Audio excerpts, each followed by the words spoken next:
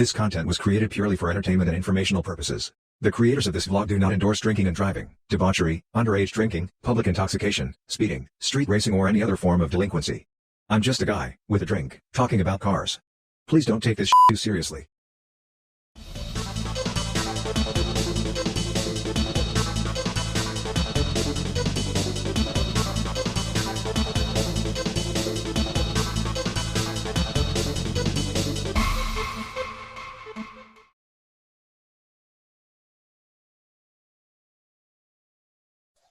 Back once again, it's your boy, the Killer Bee, the Fat Man, the Africanized Honeybee, the Car Guy Blog 05 at gmail.com guy, at 05car on Twitter, at 05car on Facebook, at 05car on Instagram. The word zero, Z-E-R-O, the number 5, fifth, the word car, C-A-R.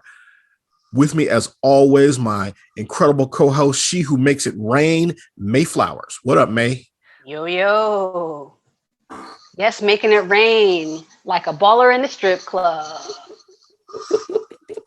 Oh wait, they can't see me flipping off the hundreds. That's bad. Right. You got to get the gun right and shoot them out. I'm gonna need someday. We're gonna need to do this on video, like actual, like with my actual presence on the screen. But that would require putting on clothes and I know, right? Shaving my skull and scraping all the gray stuff off my face, and all that. Too much really, like going out in public with real clothes on. Yeah, it's too much like work then. But so we're going to talk about today my most recent trip to Exotics Racing Las Vegas, Nevada, Father's Day weekend, where I love going to Exotics Racing. I like driving the cars there, but I forgot I let somebody else plan this trip. And so I was there on a Saturday on Father's Day, or I guess Friday of Father's Day weekend, not thinking, oh, wait, Exotics Racing, that's a Father's Day gift kind of thing. The place was packed. It was the most crowded it's ever been during any of the trips I've been there, because usually I'm there during a weekday. And what's worse, Vegas in June, it was like 115 degrees. It was so hot. I wanted to stand outside. I wanted to stand outside and get footage, and I couldn't because it was too hot to stand outside and get footage. It was miserable. But so on this trip, this was supposed to be a Ferrari Lamborghini trip, right? Actually, no. This was supposed to be a Porsche. I was supposed to be doing the 991 GT2, right? The turbocharged Porsche, the just nasty, because I've never driven a turbo Porsche. It's always been the normally aspirated GT3s, right? So unfortunately, they called me about a week to go and was like, yeah, the GT2 is unavailable. Now that's code for somebody broke it or it had to go for maintenance. Right. Because these cars do live a pretty hard life. I never got any clarification on whether it was broke or whether it was just down for routine maintenance. But this is like the second time that I booked a car and then got the notification that the car was unavailable. And one of them is just gone. Like the Aston I was going to drive, it's not there anymore. So I don't know if it blew up for real or it just aged out and they got rid of it. But the 911 GT2, the 991 GT2 was not available. So we subbed in the Ferrari Pista because, that's a really hot turbocharged fast car. And it was, oh my God. But the Lamborghini Gallardo was a planned car. And, having driven an Audi R8 V10, that's essentially the same thing as a Gallardo. Not really, but kind of within the realm of the Volkswagen group, they are shared. They do share components and platform, But I'd never driven a Lamborghini before, and I probably should have went with the V12 Lamborghini because that's the big Lambo. That's what they're about. But I went with the V10, and the Gallardo was fun, but I never consider Lamborghinis to be driver's cars. I told somebody once, the Countach looked great. The Countach was on all the posters. The Countach was a lousy car. I mean, hard to get into, hard to get out of, didn't handle terribly well. It was just low, wide, and flat. But as far as actually handling, you'd always prefer a 911 over that. even back in those days. So maybe that's a little bias against the Gallardo, but it was a reasonably fun ride. I mean, I'm not gonna badmouth it. Wait, I just did. But funny how that works. I mean, a little shade, maybe a lot, whatever. Fair amount. But let us get to the good stuff. Are you now seeing a Lamborghini? Yes, sir. Okay, so this is the Gallardo, and it's not it's the 550 LP 550-2, which means it's a 550 horsepower rear wheel drive version, which is, it's a good car. It's not the hottest of the Gallardos, but it ain't nothing to sneeze at. Good enough. So here we go, getting a pre-drive briefing. Me talking to the driver, to the instructor. He's gonna ask me to state my name for the record and how many laps, et cetera, et cetera. He's going to give me the rules about, when to brake, when to turn, when to shift up, when to shift down, listen to his commands. If we have to pass somebody, he's going to grab the wheel. Don't pass till he says so, blah, blah, blah. They do this every time because they're supposed to. And even though I'm very experienced out there, I get the spiel every time. Although it was funny, during the classroom session, they said, who's been here more than once? And I raised my hand, and I was the only one. And they asked me how many. I was like, 4 or 5 times. Oh, wow. I ran through the list of cars I'd driven. They're like, oh, wow. You and people were looking at me like in awe. Oh, and this time I wasn't the only black person there. Oh, snap. Yeah. But it's funny. I had to wait till they were super duper crowded to see any other people of color.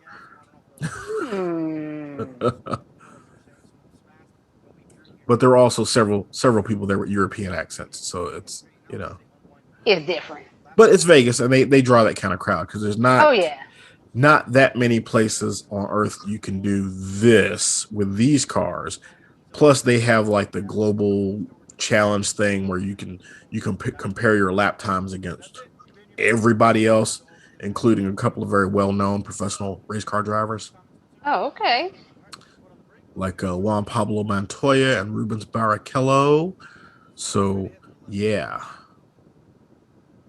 And just at a quick glance, they're so much faster than me. It's ridiculous. I bet. 7, 8, 9 seconds per lap on a course that's just over a mile long. So that means within a few laps, they'd be wrapping around, honking on me from behind again. Right. They do this. More than a few laps, but, so at a 40 second, 9 seconds a lap, what's that?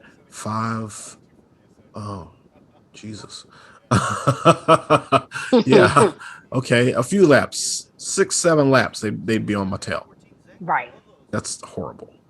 I mean, just saying.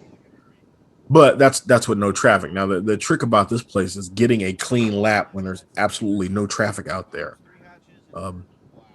You saw with the piece that I had to pass some folks, and I believe I'm going to have to pass some people in this one.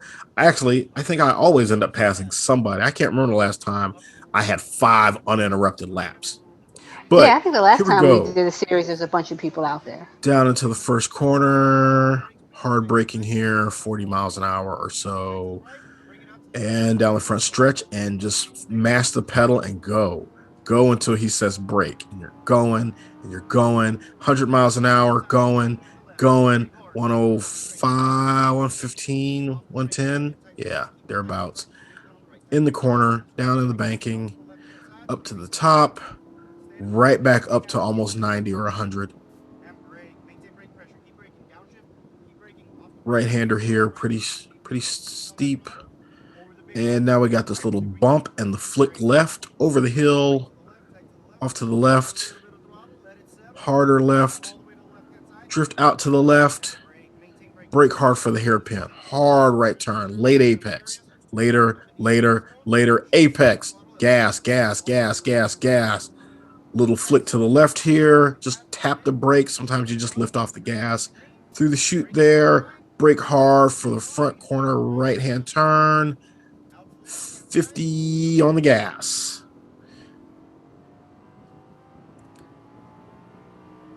100, 110, 115, back on the gas, brakes. Yeah, you don't want to make that mistake on the track. No, because those are two different things with two different results. Two different things with extremely differing results. Kind of like when you're supposed to be downshifting and you hit the windshield, the turn signal. Not that I've ever done that. Won't confirm nor deny. Yeah, that's the nice thing about hearing the audio, having the audio off. You won't hear me cuss when I misshift. Although, of course, on the finished video, there will be the audio will be there. Somebody waiting to get on, and I'm blasting around. So that black car in front of me, I believe, is one of the bigger, faster Lambos. And I can't quite, I start reeling him in, but I can't get him because he's faster than me on the straightaway. Right. So you see, every time we get to a corner, he starts to get bigger. And I get closer, and then we get to the front straightaway, and he just disappears into the distance. But, technically, I am closing up on him every lap. But I didn't have enough laps to catch him. But that's my one true joy, and my absolute pride is that nobody passes me out here. I've never been passed. Nice. Small victories. Yes, and I've sucked up a lot of folks.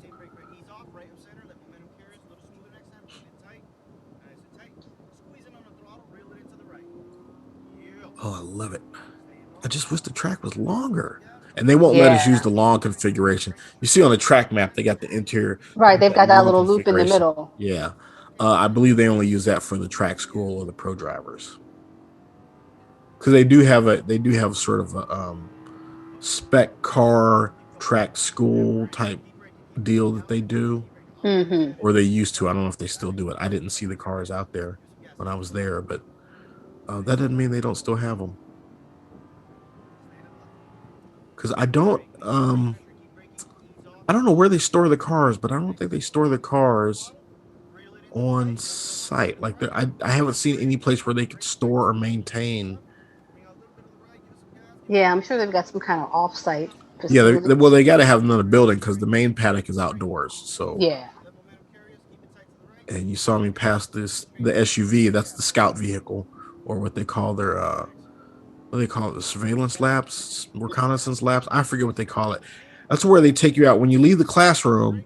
3 of you pile into the SUV, and they do 2 laps at high speed in the SUV. Okay, just to kind of give you a feel for it. Yes, which is very relative because fast in a what is that thing? It's the Porsche Cayenne. So the little fast Porsche. in that. Oh, I want one of those. Yeah, fast in that is not the same thing as fast in a real car, but it's enough to make you uncomfortable and grab for handles. I'll say that. Oh, I bet. Because also it tilts. Like these cars have no lean in the corners. The SUV does tilt some. But, it's a Porsche SUV, so it only tilts a little bit. Right. Which the idea of the Porsche SUV is sort of an oxymoron. Because they got to make money.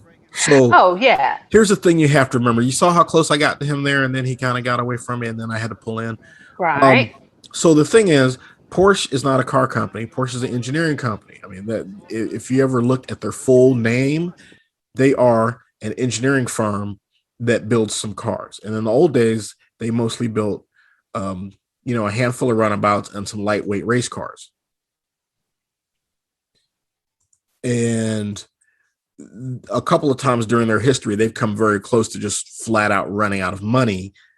But they do a lot of consulting work for Volkswagen and Audi and other German car companies and other car companies around the world, actually. But then, in order to have a high volume product that was very profitable and kept money flowing in, they started getting into the large 4-door and SUV market because those are cars that they sell in very high volumes. So that and what's the thing that they shared with Volkswagen, the Touareg? I think they probably, I think that's what that's called. They probably get some royalties on the Touareg because they designed it, but it's Porsche's a very unique arrangement. And then the thing where they tried to buy Volkswagen in a leveraged buyout, and didn't work and ended up getting sucked into Volkswagen. Oopsie. Which Ferdinand Piëch, I'm sure, loved, as the grandson of Ferdinand Porsche and longtime chairman of the Volkswagen Group, although that basically almost directly led to him being kicked out of the company. Well, that and the whole thing about cheating on U.S. emissions tests. I mean, that, that part. Just making up some data. No big But deal. he was combative. Him and the chairman of Porsche did not get along very well. So that was a couple of quick laps in a Lamborghini Gallardo LP 552. It's a car. I drove it. I won't badmouth it. I said that sounds like when you just, I went to work. I made it. So the Gallardo and its cousin, the Audi R8 V10. The Audi R8 was a car that gave me the most trouble there, actually. I almost lost that car. I mean, the back end did a serious twitch on me. The Gallardo didn't get away from me, but I also didn't push the Gallardo very hard because it just didn't seem like it wanted to, if that makes any sense. It does. But, these cars cost more than... well, no. Wait. Let me not tell that lie. I don't have a base price on the Gallardo, do I? When new, I don't. Not cheap. That's the term we'll use. Yes. Not cheap. Not cheap at all. But my last house is currently worth well into the 300s, even though it wasn't worth quite that much when I owned it. Funny how that works. Real estate. So no, all of these cars don't actually cost more than my house, but some of them still do. Anyway, that was the Lamborghini at Exotics Racing, Las Vegas, Nevada, June 2021. Just coming out of the pandemic's not really over, but when we were just starting to sort of get back out here in the US for real. And it was a good weekend. I'll say that. The car was, but the weekend itself was actually pretty good, all things considering, especially the blazing, ridiculous Las Vegas in June. Oh, the heat. Yes. And it was unseasonable hot, even for Las Vegas, because I've been there in like late July, early August when it's, a legit 120 degrees, but 115 is a bit much for June. That's a bit much for any time. Yeah, that's true. But so yeah, as always, like, share, and subscribe. I'm not on Patreon, so I'm not begging for your money, but I do need your clicks. I need your likes. I need your subscribes. I need you to share. I need you to hit the bell icon. And if you're so inclined, I need you to go over to Anchor and check out my podcast version of this content. And, while you're at it, you can go look at my Twitter and my Instagram and my Facebook too, because I've got slightly different content in different places. My Instagram is really heavy on my Hot Wheels stuff and my diecast. My Facebook sort of splits the difference. My Twitter is mostly little quips and links to the podcast. But wherever you choose to enjoy this content, please enjoy it. Please subscribe. I must defeat the algorithm. And not like that stupid Space Jam 2 movie. It's not a Don Cheadle algorithm. Algae. This stupid, so stupid. Did you watch it? No, I've never seen any Space Jam movie. I refuse to watch Michael Jordan because I knew Michael Jordan couldn't act. I'd seen his commercials. And I knew LeBron couldn't act because I've seen his commercials. So why would I go to a movie? You are not the key demographic. The movie's for the kids. It's good and stupid, but I'm going to watch it. Whatever. But HBO Max wanted $29.99, and I was like, yeah, not today. I'll wait till it's free. I'll wait till it's free for us regular folks. Nah, son. Nah, that ain't happening. I was ready. I had planned my Friday night. I was gonna watch it. Right. All set up. And then it was like 29. What? No. Look, I'm already not paying for HBO Max. I already got the hookup. What makes you think I got $29.99? And you gonna tell all of YouTube that. I mean, whatever. All of YouTube, they got the hookup too. Right. That ain't your Netflix password. We done wandered way off, and we need to close this episode. So bye, y'all. Bye.